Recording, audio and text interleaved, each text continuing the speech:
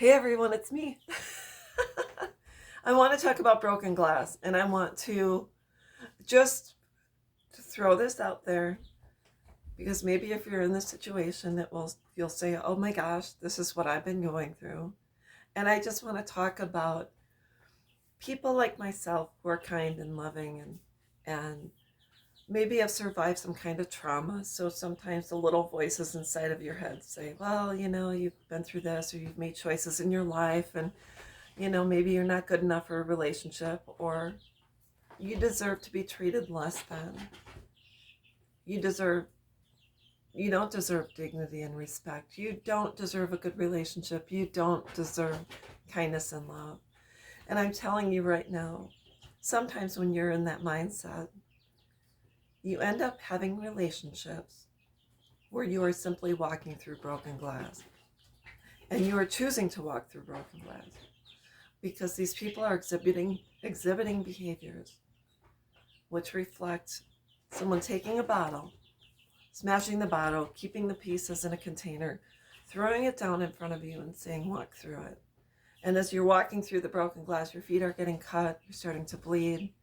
Let's just say you get to the end and you don't go to the hospital and you don't go in for treatment. So you eventually get an infection, and the infection seeps into your bloodstream and causes sepsis. And let's just say eventually you have to have certain part of your body amputated because of the infection that was not treated.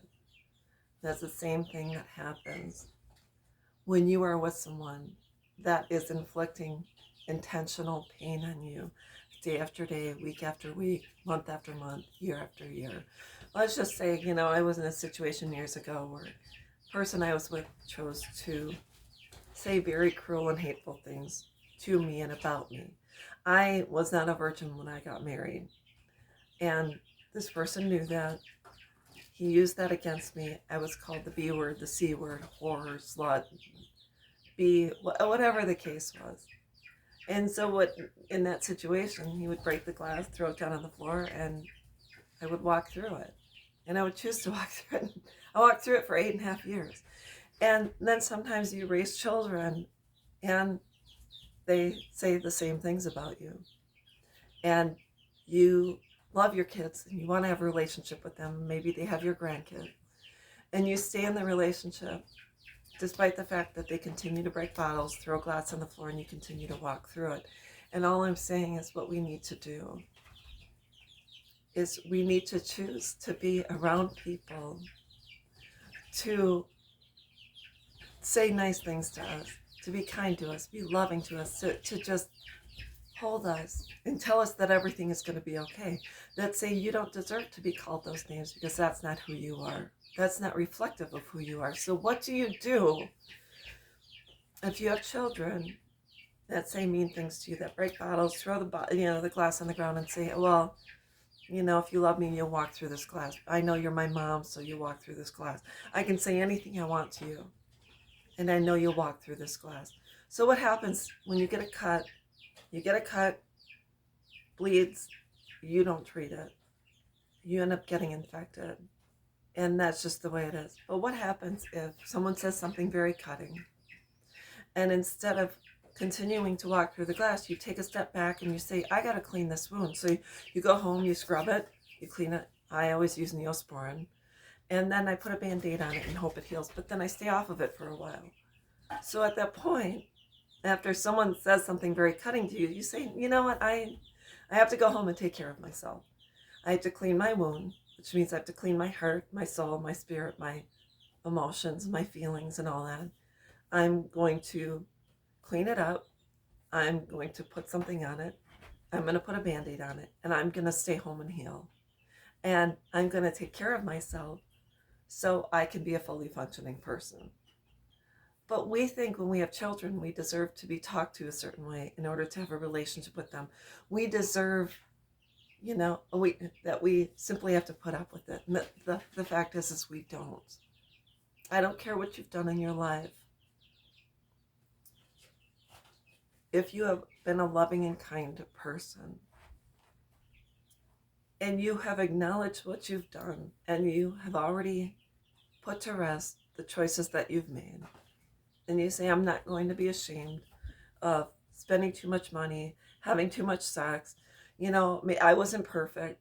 Maybe I did drugs, but now I'm clean, and you have acknowledged it, and you've been through it. Maybe you've had therapy for it, maybe you haven't. And maybe you are still going to be dealing with certain things. But all I know is that I can't heal if I'm continuing to walk through the glass. I just can't. How am I going to heal? So what do I have to do? If I am in a relationship with anyone, including my children, and they don't say nice things to me, first thing I need to do is say, I have to take a break. I have to go clean up my wounds. I have to allow this to heal. And I have to possibly get stitches because this is really deep. The wound is really deep. And I'm now currently, an infection is setting in, so I have to go get it cleaned out. I have to get it cut out. Part that's infected has to be cut out, and I have to have it packed, and I have to heal from it. So that's what you have to do. I don't know what else to say because I am trying to, for myself, use layman's terms. And if I choose to walk through the glass, I'm going to continue to get cut. But if you say, you know what, you said these things, my body can no longer take this. I can no longer walk through this glass. And until you can heal from whatever you're going through, and you can start to be a nice and decent and kind person, I can't listen to what you have to say anymore. I can't talk to you. I can't be around you. I choose to step away from that, and I choose to go home and heal. And that means I have to go through therapy, because if you're allowing someone to throw glass down and you walk through it and you've chosen that, you have to figure out why you've chosen to do that. And a lot of it has to do with love, because we love that person. But the fact is if someone loves you, they don't treat you unkindly. They care about your heart. They see who you are, and they embrace you, and they nurture you, and they want the best for you. So let's stop walking through broken glass. You don't deserve it. I know we've all been through shit in our lives. I've been through some shit too, but I never claimed to be perfect. But you know what? No one is perfect. And even our children are not perfect. They're going to make choices in their lives that they may be ashamed of, and things that we don't know about. And that's fine. But what it comes down to is you have to protect yourself. So if they throw glass on the ground, say, you know what? I have to go get a pair of boots. Really good boots. And you could throw the words down, and I'm going to walk through it, but I'm not going to walk through this with bare feet anymore. I am going to be armed and prepared to say, you know what? I'm not going to allow you to inflict pain and to hurt me anymore. So that's the broken glass theory. I can and I will. Watch me. I have to wear motivational t-shirts once to get up and go. But anyways, stop walking through broken glass. Choose not to be around people that harm you. If they throw the glass down, say, you know what, you could throw the glass down. I'm not going to walk through it anymore. So that way, I have to separate from the situation. I want to walk through the flowers.